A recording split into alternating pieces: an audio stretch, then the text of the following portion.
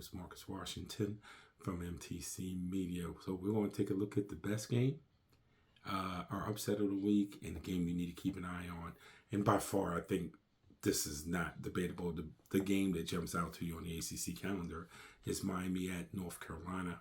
After giving away that Georgia Tech game, Miami has to head on the road to go to Chapel Hill against a good North Carolina team.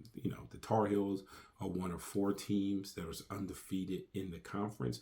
And look, this is a huge game for North Carolina because if they get by this game, they can run the table in the ACC until November 18th when they travel to Clemson. They could be undefeated going into that game where it would be a big game for both. Obviously, it would be a huge game for Dabo to kind of get the people off his back that's on his back. In North Carolina, if they are undefeated going into that game, that means they are up for a conference championship. So it will be huge there. The key to this one comes down to the Tar Heels running game.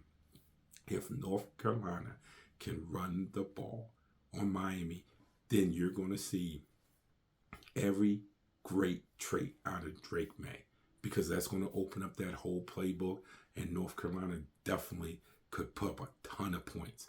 So that could be the heart of this game. That could be the key to this game. One thing: can North Carolina run the ball? So if North Carolina runs the ball, I think they win. I won't say easily, but they'll definitely win. North Carolina can also win without being able to run the ball. Obviously, when you have a guy like Drake May on your team, he can win a game or two for you. I'm just saying the keys to running game, because if they do run the ball, I don't think Miami has a chance. Upset game of the week, really wasn't any. I'm not going to lie to you. This was probably the toughest pick because I just didn't feel like any of the underdogs realistically have a chance. But I'm going to go with North Carolina State at Duke. It wasn't an obvious choice. NC State's traveling to Durham. They're only a 3-point underdog. I'll go ahead, even though NC State's have their struggles this year, I'm going to go ahead and take the Wolfpack. The game to keep the eye on, Louisville at Pitt. And that's because Louisville is coming off this huge emotional win against Notre Dame. Primetime game, whole kit and caboodle. Everyone's been loving you on campus all week. And now you head to Pitt, where you're a 7.5 point favorite.